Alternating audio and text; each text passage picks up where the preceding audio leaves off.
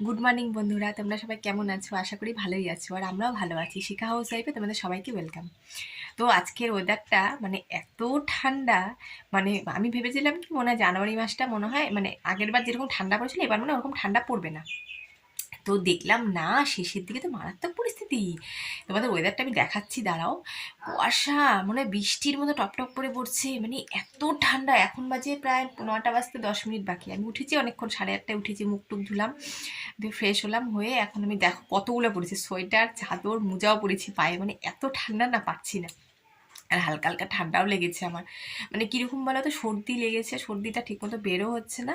আর না কীরকম জানি, মানে গা হাত পা ম্যাশ ম্যাশ করছে, প্রচণ্ড শরীরটা বাজে লাগছে। তো কী করবো, উঠে তো কাজ করতেই হবে, শুয়ে থাকলে তো আর আমাদের চলবে না। তো উঠতেই হলো। উঠতে ইচ্ছে করছিল না ঠান্ডার মধ্যে, তো যাই কাজকর্মগুলো শেষ করি আর তোমাদের ওয়েদারটা দেখাচ্ছি। দাঁড়াও, দেখতে থাকো আজকে ব্লগটা। মনে হচ্ছে কি বলো তো, আমরা মনে হয় দার্জিলিংয়ে চলে এসেছি, মানে ওয়েদারটা এরকম দার্জিলিংয়ের মতো ওয়েদার, তোমাদেরকে দেখাচ্ছি, দাঁড়াও। দেখো বন্ধুরা, কি অবস্থা, বাইরের ওয়েদারটা দেখেছো? তোমাদেরকে দেখাচ্ছি, দেখো এরকম বাজে ওয়েদার করেছে, ঠান্ডা কনকনা।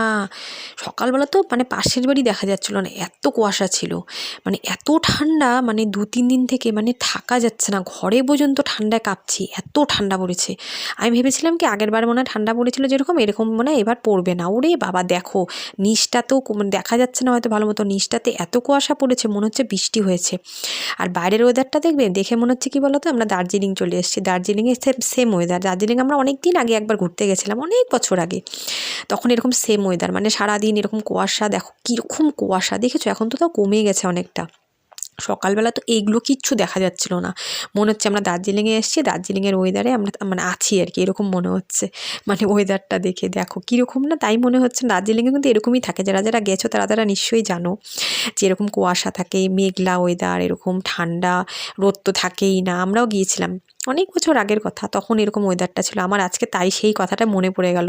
মেয়েকে বলছিলাম, শোনাই আমরা দার্জিলিং এসেছি, দেখ মানে দার্জিলিংয়ের মতো ওয়েদার। আর গায়ের থেকে কিছু খুলতেই পারছি না, মানে দুটো দেখো কতগুলো পরেছি, পায়ে মোজা। আর জামা কাপড়গুলো দেখলে না, ওগুলা কিন্তু আজকে কাচিনি, আজকে কোনো কিছুই কাচা ধোয়া করিনি, কালকের জামা কাপড়ই মানে এখনও শুকোয়নি, চলছেই চলছে। আর আমার এত ঠান্ডা লেগে গেছে না, সকালে কিন্তু একবার চা খেয়েছিলাম, আবার একটু চা খেয়ে নিচ্ছি, মানে পারছি না, ঠান্ডায় এত ঠান্ডা লাগছে আমার। আর ফ্রিজের মধ্যে তরকারিগুলো ছিল, ওগুলো তো আরও ঠান্ডা হয়ে যাচ্ছে। তাও তো তরকারি তো কাটতে হবে, বের করে রেখেছিলাম অনেকক্ষণ আগে, তাও ঠান্ডা লাগছে আমার প্রচণ্ড। ওই কালকে রাত্রেবেলা শাকগুলো কেটে রেখেছিলাম, শাক, পেঁয়াজ কুড়ি এগুলো রাত্রেবেলায় কেটে রেখেছিলাম। আর এখন এই যে তার সঙ্গে যেগুলো লাগবে সেগুলো বসে বসে কাটছি। মানে কত কিছু পরেছি আমি, মোজা, এদিকে তোমার সোয়েটার, তারপরেও আমার ঠান্ডা লাগছে। এত ঠান্ডা ভালো লাগে না গো, পারা যায় না। আর আমাদের তো দেখো সবসময় জলের কাজ করতে হয়, শান্তি কি আছে, জল ঘাটতেই লাগে। আর জল না ঘাটলে দেখবে অত ঠান্ডা লাগে না, জল ঘাটানোর জন্য ঠান্ডাটাও বেশি লাগে। তার মধ্যে আজকে বৃহস্পতিবার, পুজো দিতে হবে। মানে মানে মারাত্মক চিন্তা, টেনশনে আছি যে কি করে স্নান করে পুজো দিব। যতই গরম জলে স্নান করি তাও বলো, শীতকালে মানে গায়ে জল ঢালা মানে মারাত্মক ব্যাপার। কিন্তু পুজো যখন দিতে হবে তখন তো কিছু করার নেই, স্নান করতেই হবে। অন্যদিন হলে কি হয়, মেয়ে পুজোটা দিয়ে দেয়। এবার না, স্নান আমি রোজই করি, স্নান আমি বাদ দিই না, কিন্তু কি হয় মাথার মধ্যে একটা চিন্তা, পুজো দিতে হবে, পুজো দিতে হবে, কখন দিব, মানে বেশি বেলা হয়ে গেলে আরও ঠান্ডা বাড়বে, আস্তে আস্তে ঠান্ডাটা না বাড়ছে, জানো তো। মানে সকালবেলা তো বললাম না কীরকম কুয়াশা ছিল, এখন একটু কুয়াশাটা নেই, কিন্তু ঠান্ডা, কনকনা ঠান্ডা, মনে হয় কি হাড়ের ভিতরে ঠান্ডা ঢুকে যাচ্ছে। আর আজকে রান্নাও সেরকম কিছু করবো না, মানে ঠান্ডা না, ভালো লাগছে না গো, রান্নাবাড়ি খেতেও ইচ্ছে করছে না, মনে হচ্ছে কি না খেয়ে থাকলেই ভালো, কিন্তু না খেয়ে তো আর থাকা যাবে না, পেট তো মানবে না। তো ওই জন্য দেখো পালং শাক ঘন্ট করব, পালং শাক ঘন্টটা বসিয়ে দিয়েছি। তো বড়ি টড়ি কিছু ছিল না, এমনিই করলাম।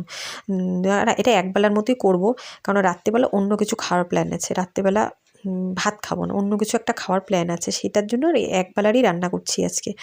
কারণ এত ঠান্ডায় না, মানে কি বলবো আর, মানে খেতেও ইচ্ছে করে না, কিন্তু পেট মানে না দেখে রান্না করতে হবে, খেতেও হবে, উপায় নেই।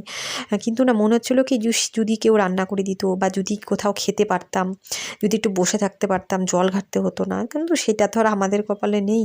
আমাদের তো আর, মেয়েদের তো শান্তি নেই, মেয়েদের ঠান্ডা বলো গরম বলো যাই বলো কাজ করতে হবে। তাও না, গরমকালে না আমি কাজ করতে পারি গো, গরমকালে আমার এত কষ্ট হয় না। কারণ গরমে আমি যতই হোক হাত পা ধুবো, স্নান করবো বারবার করে, তাও ভালো, কিন্তু ঠান্ডা আমি না একদম সহ্য করতে পারি না গো। মানে কি বল, প্রচণ্ড কষ্ট হয় ঠান্ডায়। মানে আমি না আজকে মনে হচ্ছে বরফের মতো জমে যাচ্ছি। এ দেখো রান্না সেরকম কিছু করিনি, পালং শাক ঘন্ট আর এই যে পেঁয়াজ কলি আলু ভাজা, ব্যাস এটাই আমাদের দুপুরের খাওয়া। আর কালকে ডিমের কারি করেছিলাম, 4টা ডিম করেছিলাম, 4টা করেই তো আমি করি, তোমরা জানোই। তো একটা ডিম আমি রেখে দিয়েছিলাম কালকে, আর মেয়েকে আমি এক্সট্রা দেইনি, ওইটা মেয়েকে দিয়ে দেবো দুপুরবেলা, মেয়ে খেয়ে নেবে, কারণ মেয়ে না পেঁয়াজ কলি ভাজা অত খেতে চায় না, তো এটা দিয়ে মেয়ে খেয়ে নেবে। তো বন্ধুরা আবার চলে আসলাম বিকালবেলা। আমার না পুরো ঠান্ডা লেগে গেছে, দেখো কথা শুনে বোঝা যাচ্ছে না, প্রচণ্ড ঠান্ডা লেগে গেছে। যাই হোক, মেয়েকে পড়তে দিয়ে আসলাম, মেয়ের পড়া ছিল। যে বান্ধবীর সাথে যায় ও আজকে যাবে না, ওই জন্য মেয়ে আজকে একাই মানে যাবে কি করে, এবার আমাকে তো দিয়ে আসতে হবে, দাদা ভাই নেই, এবার আমি গিয়ে দিয়ে আসলাম। দিয়ে এসে একটু বসলাম, বসে রেডি হলাম, কতগুলো রিলস বানাবো এখন। দাদাভাই আসেনি, আসলে পরে তারপরে মেয়েও চলে আসবে, তারপরে একসাথে চা খাবো। এবার রেডি হয়ে গেছি, দেখো একদম পুরো ড্রেস ট্রেস পরে, মেকআপটা মানে মেকআপ মানে কি, ওই যাই হোক রেডি হয়ে গেছি। মেয়েকে এবার আনতেও যেতে হবে জানো তো, কারণ তোমার দাদাভাই যখন মেয়ের ছুটি হবে, তোমার দাদাভাই আসতে পারবে না, দেরি হবে আসতে। দেখো বাইরে প্রচণ্ড ঠান্ডা, প্রচণ্ড, মানে গেছি না, আমার হাত টাতগুলো পুরো বরফ হয়ে গেছে। বাড়িতে এসে তারপরে হট ব্যাগ আছে, ওটা গরম করে তারপরে একটু হাত টাত শিখলাম। প্রচণ্ড ঠান্ডা, বাইরে বের হয়ে যাচ্ছে না, আবার যেতে হবে আনতে। আমার ইচ্ছেই করছে না জানো তো, কিন্তু কিছু করার নেই, এত রাতে মেয়েকে তো একা ছাড়তে পারবো না, আবার যেতে হবে। কতগুলো রিলস বানাবো এখন, বানিয়ে নিয়ে তারপরে যাবো মেয়েকে আনতে। ঠিক আছে বন্ধুরা, রিলসগুলো বানিয়ে নিই, পরে তোমাদের সাথে আবার দেখা হচ্ছে। দেখো বন্ধুরা, রুটি বানাচ্ছি রাতের জন্য। রাতে আজকে ভাত খাবো না, কেন বলো তো, এত ঠান্ডা, দুপুরবেলা ভাত খেয়েছি, ভাত খেয়ে কাঁপুনি উঠে গেছে, এত ঠান্ডা। তাই আজকে বললাম যে রাত্রেবেলা রুটি খাবো। আর আমাদের বাড়িতে রুটি সব, মানে আমরা 3জনই রুটি খেতে ভালোবাসি, ওই জন্য সব রুটিই বানাই, রুটি খাই। আর ঠান্ডার দিনে দেখবে ভাতের থেকে রুটি খেলে বেশি মানে ভালো লাগে। মানে এত ঠান্ডা না, পারছি না জানো তো। মেয়েকে তো পড়ার থেকে আমি আনতে যাই না, দাদাভাই গিয়েছিল, দাদাভাই চলে এসেছিলো, দাদাভাই গিয়েছিল। আটা মাখলাম, রুটি কী দিয়ে খাবো দেখাচ্ছি তোমাদের, দেখো কী দিয়ে রুটি খাবো। ওই যে দুপুরে পেঁয়াজ কলি ভাজা ছিল না, ওইটা আছে। আর হচ্ছে দাঁড়াও, উল্টে দিই, পুড়ে দেবে। আর হচ্ছে এই যে এখানে আছে বেগুন ভাজা, মানে বেগুন ভাজবো আর কি, মাখিয়ে রেখেছি। হ্যাঁ, এটা ভাজবো। আর হচ্ছে ইচ্ছা আছে একটু চা করে খাওয়ার, দেখি যদি ইচ্ছা যদি মানে ইচ্ছা করে তাহলে বানাবো চা। মানে শীতকালে না রুটিটাই ভালো জানো তো, ভাত মানে খেলে রাত্রে আর মনে হয় বাঁচবো না, এত ঠান্ডা আজকে। আর রুটি আমাদের রাতে এবার মানে শীতে ফার্স্ট খাওয়া হলো, শীতে সেরকম খাওয়া হয় না। আর সত্যি কথা বলতে বন্ধুরা, আমি সেরকম অত ভালো রুটি বানাতে পারি না জানো তো। হ্যাঁ, তো যাই হোক, যেরকমই পারি সেরকমই খাবো, তো বানাই, সবাই মিলে খাবো রাত্রিবেলা। তো বন্ধুরা, ভিডিওটা আজকে এখানেই শেষ করব। খাওয়া দাওয়া তো করবো, যখন একটু পরে খাওয়া দাওয়া করবো আমরা। তো আজকের ভিডিওটা তোমাদের কেমন লাগলো অবশ্যই আমাকে কিন্তু জানাবে। আর যদি তোমাদের ভিডিওটা ভালো লেগে থাকে অবশ্যই চ্যানেলটাকে সাবস্ক্রাইব করো, আর বেশি বেশি করে শেয়ার করে দেবে, আর লাইক করতে ভুলো না কিন্তু। তো নেক্সট ভিডিওতে আবার তোমাদের সাথে দেখা হচ্ছে, ততক্ষণ সবাই ভালো থেকো, সুস্থ থেকো, টাটা।